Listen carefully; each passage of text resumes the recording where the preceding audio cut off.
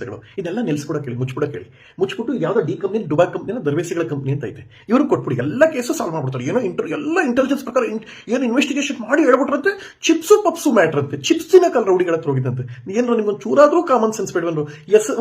ಶಿಕ್ಷಣ ಬಹಳ ಇಂಪಾರ್ಟೆಂಟ್ ಕಂಡ್ರು, ಜ್ಞಾನ ಇಂಪಾರ್ಟೆಂಟ್. ಸರಿ, ಇನ್ನೊಂದು ಹೇಳ್ತೀನಿ, ಏನ್ರೋ ನಿಮ್ದು ಒಂದು ಬಾಳೆನ್ರು, ಅದ್ಯಾವ್ದೋ ಡಿ ಕಂಪ್ನಿ, ಡುಬಾ ಕಂಪ್ನಿ, ಅದು ದರ್ವೇಸಿಗಳ ಕಂಪ್ನಿ ಅಂತ ಇಟ್ಕೊಳ್ಳಿ. ನೀವು ಎಲ್ಲ ಇಂಟೆಲಿಜೆನ್ಸ್ ಬಿಟ್ಬಿಡ್ಬೇಕು, ಎಲ್ಲಾ ತನಿಖೆ ನೀವೇ ಮಾಡಿ. ಆಮೇಲೆ ಇವ್ರು ಎಷ್ಟು ಚೆನ್ನಾಗಿ ಹೇಳ್ತಾರೆ ಅಂದ್ರೆ, ಏನದು ಅಲ್ಲಿ ಬಂದಿದ್ದವ್ರು ಯಾರು ದರ್ಶನ್ ಸರ್ ಫ್ಯಾನ್ಸ್ ಅಲ್ಲಿ ಬಂತೆ. ರಾಮಣ್ಣ ಅವ್ರನ್ನ, ಡಿ ಕೆ ಶಿವಕುಮಾರ್ ಅವ್ರನ್ನ ಕೇಳ್ಕತೀನಿ, ನಿಮ್ ಕೈ ಮುಗಿತೀನಪ್ಪ, ದಯವಿಟ್ಟು ಇದನ್ನ ಕೊಡಿ.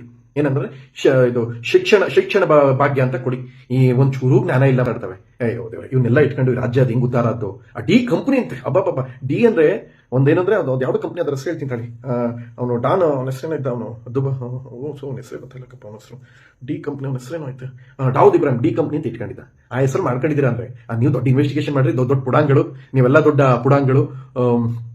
ನೀವು ಎಂಕ್ವೈರಿ ಮಾಡ್ಬಿಟ್ರಿ, ನಿಮ್ ಯೋಗ್ಯತೆಗೆ ನಾನು ಎಸ್ಪೆನ್ ಆಯ್ತಿರೋ. ಜ್ಞಾನ ಇಟ್ಕೊಳ್ರು, ನಾಲೆಡ್ಜ್ ಇಟ್ಕೊಳ್ರು, ಶಿಕ್ಷಣ ಪಡ್ಕೊಳ್ರು.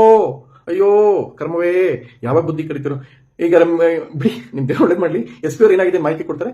ಡಿ ಕಂಪನಿ ನೀವು ಇನ್ವೆಸ್ಟಿಗೇಷನ್ ಬಿಟ್ಬಿಟ್ಟು ಇನ್ಮೇಲೆ ಎಲ್ಲ ಕೆಲಸ ನಿಲ್ಲಿಸ್ಬಿಡಿ. ಆ ಪೆಹಲ್ಗಾಮ್ ಯಾಕಂಗಾಯ್ತು, ಅವ್ರು ಹೆಂಗ್ ನುಕ್ಕ ಬಂದ್ರು, ಇಂಟರ್ಪೋಲ್ ಎಲ್ಲ ಮಾಹಿತಿಗಳು ನಿಮ್ಮ ಹತ್ರ ಇರುತ್ತೆ. ನಿಮ್ ಯೋಗ್ಯತೆಗೆ ಎಷ್ಟು ನಿಮ್ಗೆ ಬೈಯಕ್ಕೂ ನಂಗೆ ಅನ್ಸ್ಕೊತಾ ಇಲ್ಲ. ನನಗೆ ಎಲ್ಲೋ ಇದೀನಿ, ಅಲ್ಲಿ ಹೋಗಿದ್ದು ಟಾಯ್ಲೆಟ್ ಅಲ್ಲಿ ಇದೀನಿ. ಯಾಕಂದ್ರೆ ನಿಮ್ ವಿಚಾರ ಟಾಯ್ಲೆಟ್ ಅಲ್ಲೇ ಮಾತಾಡೋಕೆ ಯೋಗ್ಯತೆ, ಬೇರೆ ಇನ್ನಲ್ಲಿ ಮಾತಾಡ್ಬೋದು ನೀವು ಯೋಗ್ಯತೆಗೆ.